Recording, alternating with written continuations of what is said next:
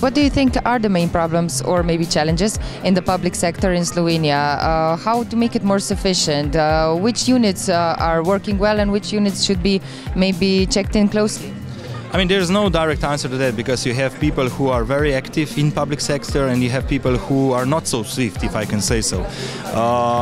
One of the things that was pointed out today also was probably to make the KPIs, so the key performance indicators, built into the performance of those public servants, and then making to see that we are working for the same share. Ista delnica, the same share. So that's something that should be the takeaway point. It's not only my department, my office over there, but we are going to do something in order to actually empower everybody, and of course also to make it possible that big investments are also coming to Slovenia, because they are coming into the big neighbor countries, and we should not leave that train. You were talking about measuring efficiencies, measuring qualities. How are you planning to actually work on that?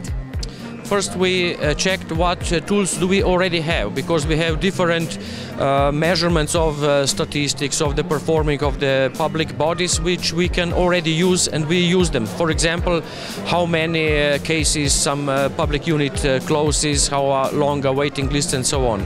But the most important thing is that we negotiate with the unions, with the professional representatives of different professional groups, to negotiate what are the measurement instruments, and then we use them in the system of salaries of those public servants. How can we motivate the public sector and make it more efficient?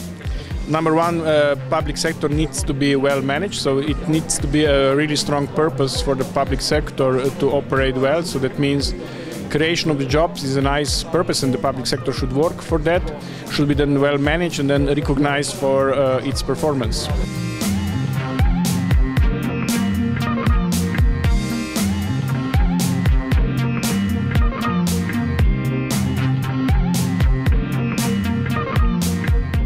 What, in your opinion, do you think are the key objectives that this country needs to achieve?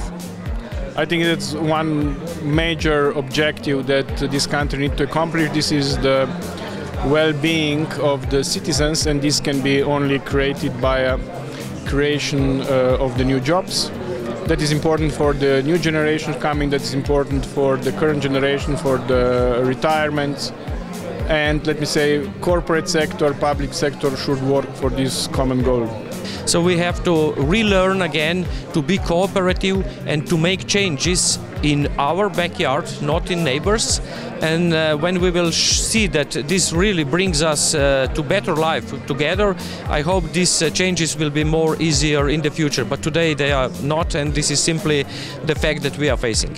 Of course, the public sector, or let's say these administrative procedures, should be as lean as possible, because this is something where we in Slovenia, I'm not so sure that we are very good at comparing to the neighboring countries. Here, the neighboring countries now are actually cutting that red tape and actually making those, let's say, procedures possible much faster.